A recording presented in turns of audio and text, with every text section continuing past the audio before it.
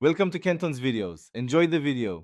In this video, I will explain how to make delicious pad see-ew beef.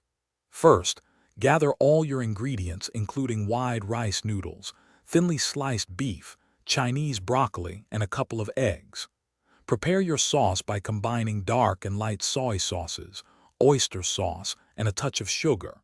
Having everything ready before you start cooking makes the process much smoother and more enjoyable.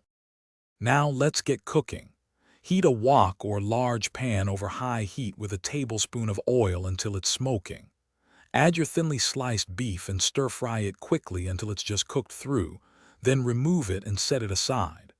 Next, add a little more oil if needed, and scramble 2 eggs directly in the hot wok, breaking them into smaller, bite-sized pieces. On another note, if you're finding this video helpful, please hit that like button and subscribe.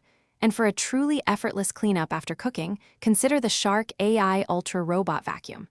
It's voice-controlled, self-emptying, and pet-friendly, making your life much easier.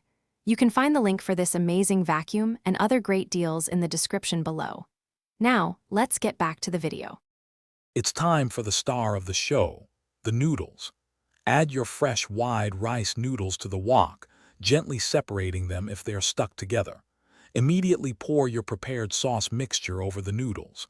Toss everything vigorously to ensure the noodles are evenly coated. Continue to stir-fry for about 2 to 3 minutes until the noodles are tender and have a slight char. Almost there. Return the cooked beef and scrambled eggs to the wok with the noodles. Now, add your Chinese broccoli.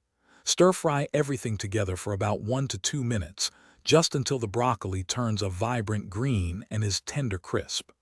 This final toss ensures all the flavors meld beautifully, creating that authentic pad see-ew taste you love. Thanks for watching. Consider subscribing if we helped you.